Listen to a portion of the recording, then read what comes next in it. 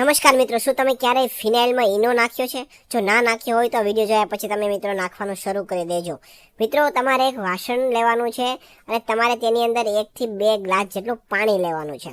અને હવે આ પાણીની અંદર તમારે મિત્રો અડધું ફાડું જેટલું લીંબુ નીચોવી દેવાનું છે. અને ત્યારબાદ તમે જે ઘરે ફિનાઇલ લિક્વિડ આપણે વાપરતા હોય એ ફિનાઇલ તમારે તેની અંદર થોડી નાખવાની છે. અને ત્યારબાદ મિત્રો હવે તેના ઉપર તમારે અડધી પડીકી જેટલો ઈનો પાવડર તમારે નાખવાનો છે. જેવો આપણે ઈનો પાવડર નાખશું તેવું રિએક્શન શરૂ થઈ જવાનું છે. હવે મિત્રો શું કરવાનું છે, તમારે થોડું રૂ લેવાનું છે અને રૂના નાના કટકા કરીને તમારે રૂને આ પાણી છે આપણે જે મિક્સ કરેલું છે આ પાણીની અંદર બોળી દેવાનું છે. ત્યારબાદ તમારે હલાવવાનું છે રૂને પાણીની અંદર અને ત્યારબાદ તમારે બહાર કાઢીને નીચોવી લેવાનું છે.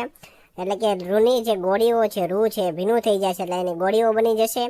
તો આને તમારે નીચોવીને અલગ કરી લેવાની છે.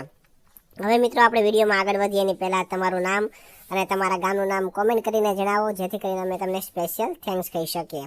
તો મિત્રો લાસ્ટ વિડીયોનું સ્પેશિયલ થેન્ક્સ ભાવિકા જાજડિયાને સુરતથી, ચેતનભાઈ સંઘવીને વડોદરાથી, સ્વરૂપચંદ સંઘવીને લખાગઢથી, રમણભાઈ રાઠોડને તાતરિયા છીપડીથી અને એમબી લક્કડને વસઈથી જાય છે.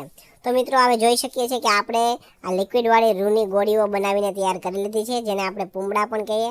તો આ પૂમડાને મિત્રો હવે ઉપયોગમાં લેવાના છે. એટલે કે આ ગોળીઓ રૂની પૂમડા છે એને તમારે એવી જગ્યા ઉપર મૂકવાની છે કે જ્યાં વધારે જીવજંતુ આવતા હોય, તમારા ઘરમાં માખી મચ્છર વંદા વગેરેનો ત્રાસ હોય, વગેરેનો ઉપદ્રવ હોય, એવી જગ્યા પર તમારે આ રૂના પૂમડા છે ફિનાઇલવાળા એ તમારે મૂકી દેવાના છે. મિત્રો આ રૂની અંદર ફિનાઇલ, ઈનો અને જે લીંબુ નાખેલું છે એની સ્મેલને કારણે આ બધા જીવજંતુ તમારા ઘરમાંથી ભાગી જવાના છે. તમારા ઘરની જેટલી પણ ગંદકી હશે બધી દૂર થઈ જવાની છે.